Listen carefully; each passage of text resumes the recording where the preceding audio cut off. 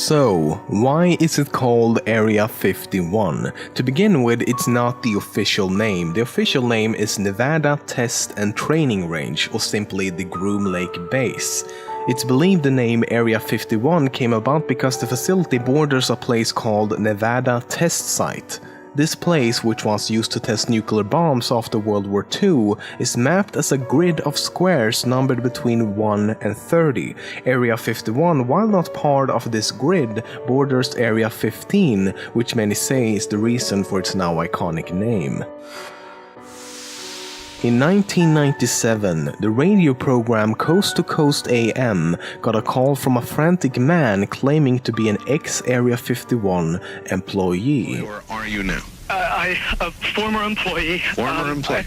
I was let go on a medical discharge about a week ago, and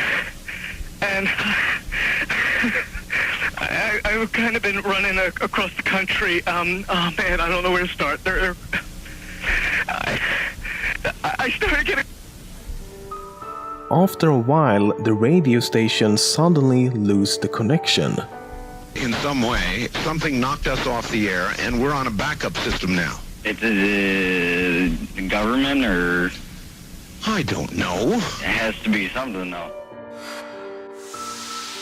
Many believe that the Area 51 we see on the surface is only the tip of the iceberg. It's thought that the area also has a huge network of tunnels and facilities going several stories underground. Entrances like this can be found around the complex, for example. However, like most things about Area 51, it's impossible to say for sure.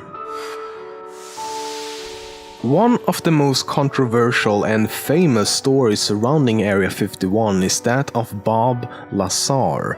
Ever since 1989, he claims to have worked near Area 51 in a facility called S4, where he supposedly worked on reverse engineering alien technology. Lazar claims he saw a range of different alien spacecrafts and has provided detailed information on how these vehicles actually worked. For example, he says the fuel these vehicles used was an element with an atomic weight of 115, which allowed the crafts to create some sort of anti-gravity effect. Interestingly, element 115 or ununpentium was first discovered in 2003, 14 years after Lazar first mentioned it. He also claims that he was given briefings describing how extraterrestrials have visited Earth for the past 100,000 years. The beings originate from a planet within the Zeta Reticuli star system, which is located about 39 light-years from Earth. However, so far, no planets have been found to orbit the binary star system.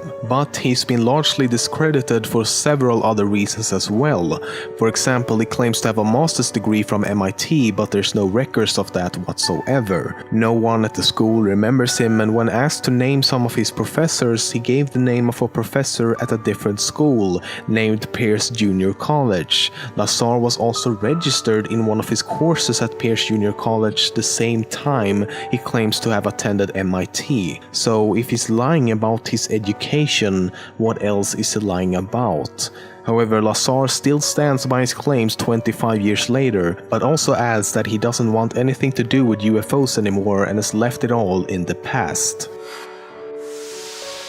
Today, the only place where you can actually see Area 51 with your own eyes is a place called C.U.B.A.Brodmann Peak. However, you still need binoculars or some sort of telescope to see it, as it's 42 kilometers away. Previously, you could view it at much closer distances from two places called White Sides and Freedom Ridge, but these locations were later seized by the government in 1995. Each weekday, about 20 flights in each direction transports around 1,000 workers between Las Vegas and their jobs at Area 51. The unmarked white planes with a single red line on the side use the call sign Janet and takes off from their own terminal at the McCarran International Airport in Las Vegas. Janet is believed to stand for Joint Air Network of Employee Transportation. The planes are the only ones allowed to enter the airspace above and around Area 51, not even military aircrafts are allowed to enter. It's also interesting that no one seems to wear suits or uniforms, everyone is dressed pretty casual.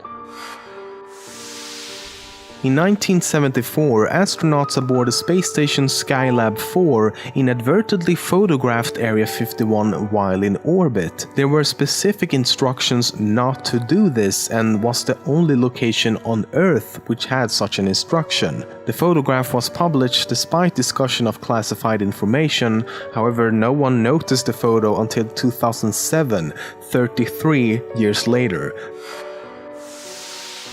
During the production of the 1996 movie Independence Day, the US military had agreed to support the film by providing vehicles, costumes, and allowing the crew to film at military bases. However, after learning of the Area 51 references in the script, they immediately withdrew their support.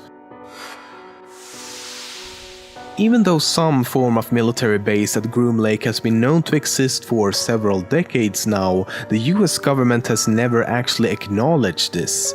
This is until July last year when the CIA released papers documenting the history of several previously classified projects. These documents make several references to the Area 51 facility and reveals that it was, for example, used to test the spy planes Lockheed U-2 and A-12. And in December of last year, Obama became the first US president in history to publicly mention Area 51.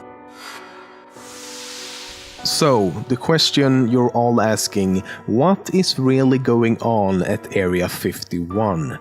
Crashed UFOs, extraterrestrial experimentation, cutting-edge technological developments, weather-controlling devices, or super mega sensational uber top-notch smashing glorious marvelous outstanding amazing bewildering secret military stuff? In a world with secrets, exists a place that is secret.